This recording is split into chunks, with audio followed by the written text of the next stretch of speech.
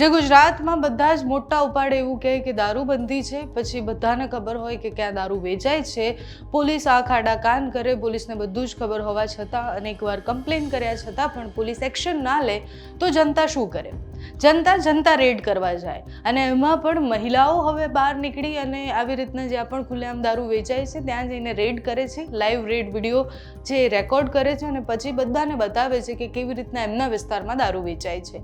ગઈકાલે 2 જગ્યાએ આવી રીતના એક રેડ થઈ છે। એટલે ભુજમાં એક મહિલા જાય છે અને એ મહિલા ખૂબ મજબૂતાઈથી બોલે છે। એ મહિલાનો જે વિડીયો સામે આવે છે જોઈને ખબર પડે કે કેટલા આક્રોશિત છે, ગામમાં એ દારૂના દૂષણે કેટલું બધું બગાડ્યું છે। ભુજથી એ માથા પરથી જે વિડીયો આવે છે એ વિડીયોમાં મહિલા જે બોલી રહ્યા છે, જે પુરુષોને સમજાવી રહ્યા છે, પછી એ બુટલેગરના ત્યાં જાય છે બંધ કરાવવા માટે, તો બુટલેગર એની સામે થાય છે અને એ જે રીતના રેડ પાડવામાં આવે છે એવી જ રેડ જેતપુરમાં પણ થાય છે। જેતપુરમાં ઘરમાં કામ કરતી મહિલાઓ જે એકદમ દેખાવમાં એવું લાગે કે બિચારા ખૂબ ભોળા છે, એ બધા જ ભેગા થાય છે અને રણચંડીનું રૂપ લઈ અને ત્યાં જ્યાં ખુલ્લેઆમ દારૂ વેચાય છે, પોટલીઓ વેચાય છે ત્યાં જાય છે। જે પોટલીઓ વેચે છે એની જોડે બબાલ કરે છે, બબાલ કર્યા પછી પોલીસને પણ બોલાવે છે અને પછી એ પોટલીઓ વીણતા એક વિડીયો પણ બનાવે છે કે જો આટલું ખુલ્લેઆમ દારૂ વેચાય છે, અમારા ઘર કંકાસ થાય છે, અમારા ઘર ખરાબ થાય છે, અમારા પતિ આવી રીતના જ્યારે ખુલ્લેઆમ દારૂ પીવે છે, આવું વેચાતું દારૂ જે પીવે છે એના કારણે ખૂબ નુકસાન થાય છે। અને એ મહિલાઓ ગુસ્સે થઈ, આક્રોશિત થઈ અને પછી ત્યાં જ્યારે રેડ પાડવા જાય છે એના પછી પોલીસ પણ આવે છે। પછી પોલીસ પણ ત્યાં આવે છે અને પોલીસ પણ પોતાની કામગીરી કરે છે, પણ પ્રશ્ન એ થાય છે કે જે કામ પોલીસે કરવાનું હતું એ કેમ અત્યારે મહિલાઓ બહાર નીકળીને કરી રહી છે? જે કામ પોલીસનું હતું, પોલીસને ખબર છે કે અહીંયા અડ્ડા ચાલે છે અને છતાં પોલીસ રેડ પાડવા નથી જતી, પોલીસ ઘણી બધી જગ્યાએ રેડ પાડવા ગઈ પણ છે। એટલે આ જ્યારથી દારૂબંધીનો મુદ્દો શરૂ થયો ત્યારથી ઘણી બધી જગ્યાએ પોલીસે રેડ પાડવાનો પ્રયાસ કર્યો, પણ એની પહેલાં જ બધા જ બુટલેગરો અને બધા સતર્ક થઈ ગયા અને ત્યાંથી બધું જ રફાદફા કરી દીધું। એટલે એ પણ પ્રશ્ન છે કે પોલીસ જ્યાં રેડ પાડવાની હોય એ ઇન્ફોર્મેશનની બુટલેગરો સુધી પહોંચે છે કોણ?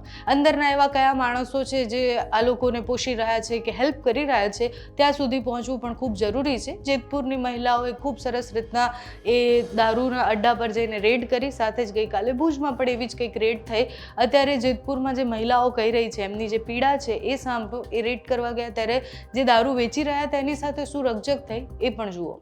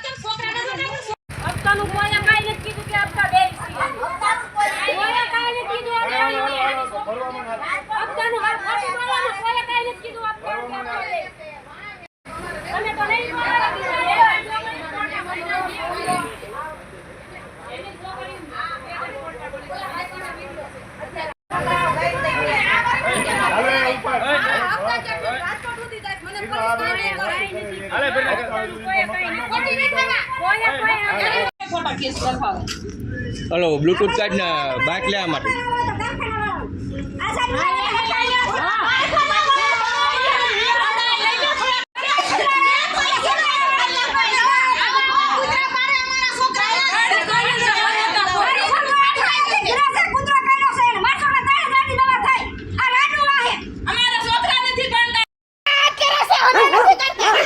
खुले आम दारू वेचे बरोबर आ माल रियो बोलो रियो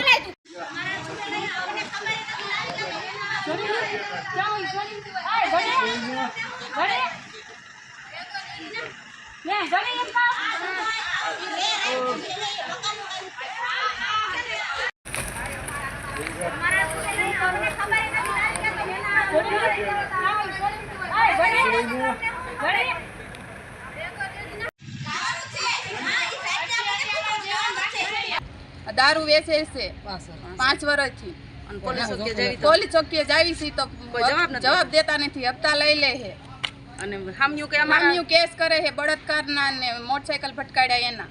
હમણાં મારા ઘરવાળાને કેસ કર્યો હમણાં જ કર્યો મારા ઘરવાળાનો કેસ, મારા હાહરાનો કેસ કર્યો. અને હામું અમાર જણને ને પૂર રાખે અમારા જણને પૂરે છે તો એનું કઈ ન થાય. મામા પૂરી દીધા ક્યારે પૂર્યા વેસવા વાળા જી રોડ ચામુંડાનગર અમારો એરિયો 50 વરણ છે.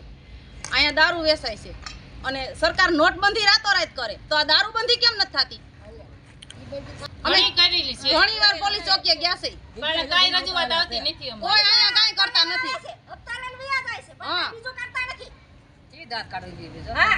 અને પાછા તો પોલીસ વાળા એમ કહે કે તમારા ધંધા પાણી હાલે છે કે નથી હાલતા.